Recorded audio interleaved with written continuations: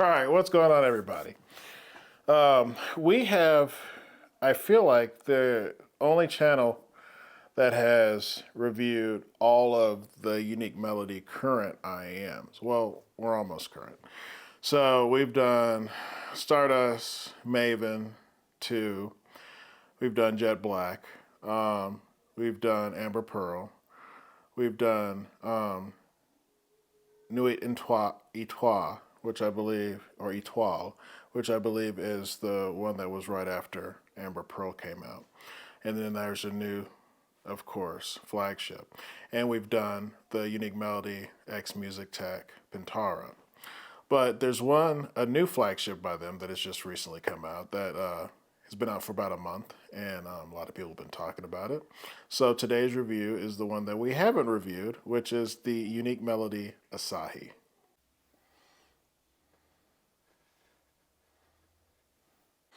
All right, the Unique Melody Mason Asahi. It retails for $8,299. It's got 12 balanced armatures and 3 bone conducting drivers per shell. It also has a 6-way crossover. All right, let's take a closer look at the Asahi.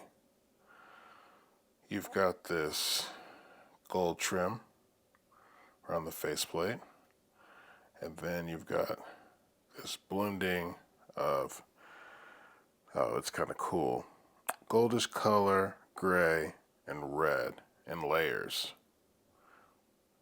And it's really actually striking, especially when the light hits it right. And then on the faceplate, very similar when the light hits it right. You've got a matching red top part of the cable. This is PW audio, like Masons generally use, and it's known as a fantasy cable. And then it blends into black, but you've got the red plug. You've got red here, and then the rest is red. So, a very striking pair, a very good looking pair. So yep, that's a closer look at the Asahi. Alright, fit and finish on the Asahi. Forgot to put my tips on, so I put those on real quick. Again, a very stunning IEM, what you would expect from Unique Melody, especially at this price point.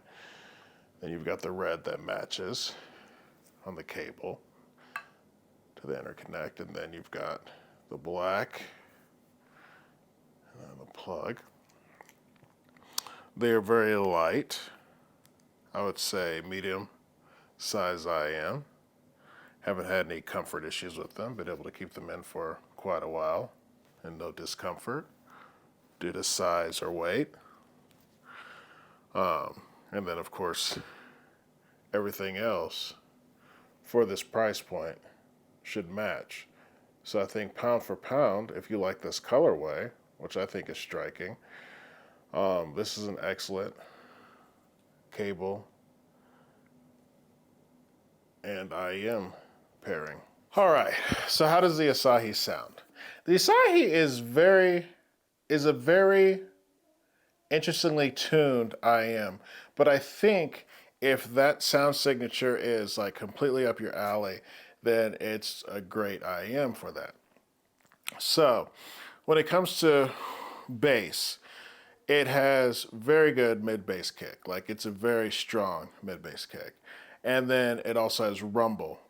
I had the Amber Pearl at the same time, and the bass was comparable to the Amber Pearl's bass, which was very strong in a sense too.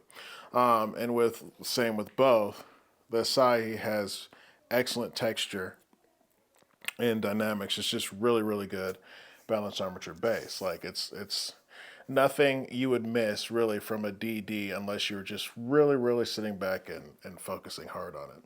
The mids are the typical, I would say, Mason-like mids that are warmer. They have a thickness, they have a richness to us where with the bone conducting, you feel the notes and it's just this just texture that's just there, right? And with their new bone conducting technology, it's this 3D type bone conducting. What the Masons have always been very, very good at is stage, especially with depth and width and sound coming out of nowhere and hitting you and sounding spectacular. And these, with this new technology, do not. It's ridiculous sometimes how something that rich and thick can be as revealing as it is and also have so much space in between instruments, because that's typically not a tuning that you get a lot of that.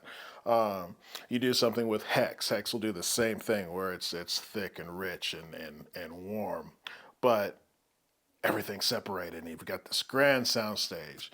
And Asahi is very similar to that, where you're just, it defies the mind, because if you're listening to something like XE6, the stage isn't as big, there's not as much depth, and there's just kind of like not that air and separation that you're getting between instruments. But with the Asahi, with the new bone conducting technology, there's like zero problems with that. I didn't have any problems with things running together or sounding too close. No, everything is spread out. Everything's magical. Pianos have this lushness and this tactility where it feels like you can feel each note hitting, especially when you're listening. Bill Lawrence has a new album out, and it just sounds solo piano, and it just sounds awesome. Just real rich and thick. Vocals, much like the rest of the Mason line, are excellent. There's a thickness, there's a just this emotional aspect to voices, and they sound brilliant on it. Instruments, timbre's very, even with this thickness, timbre's very good with instruments, which Unique Melody's been very good at.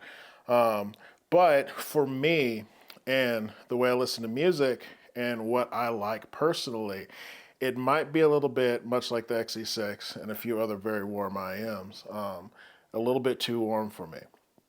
And that's fine, because there's going to be people that love warm IEMs. There's going to be people like neutral IEMs, people like cold IEMs. That's the beauty of this hobby, right? But as a reviewer, I think I have to sit back sometimes, and even though it's not something that would be my cup of tea per se, I can sit there and realize that, man, if it is your cup of tea, this is a very darn good IEM.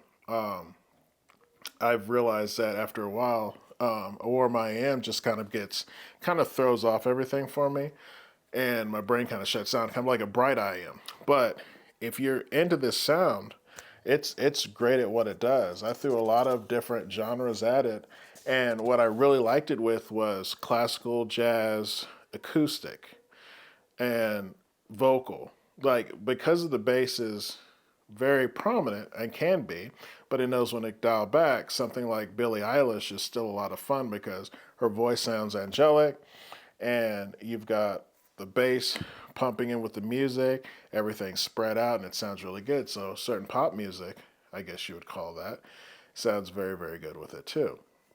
But again, it's all down to personal choices and what drives you and what you dig. And even though it would personally not be one, it would be a specialist for me, I am, with what I listen to. I know for a lot of people that this tuning on this IM is something that they would truly adore. And at that type of tuning, it's very, very, very good at. All right, this is kind of an addendum to the sound section, but it's something that I realized afterwards that I didn't mention, and it's the treble on the Asahi. So the Asahi is very much darker. There's not a lot of air and brightness to the treble. It's a darker IM. So when it came to cymbals, like cymbals were there, cymbals played well, but they were on the darker side. And if you're looking for something more sparkly, then this is probably not the IM for you. But if you're into that darker sound, and treble sensitive people, rejoice out there, it's not one that's going to mess with your sensitivity. But I just wanted to add this because that's one of the things that I forgot to mention, but it's very important, the treble. All right, so is this a buy? If you love a warm, thick sound, but want separation, you want depth, you want width, you don't want your instruments running together, and you want very good quality, then this is a great IEM for you, especially if you're at that price point. There are a lot of people that buy Unique Melody IEMs, especially the Mason line, because they're top of the line. Now the price is up there, but again, if that's your cup of tea, then this is definitely a Unique Melody flagship that you should check out. If you have any questions or comments, feel free to ask, and I will see you in the next one.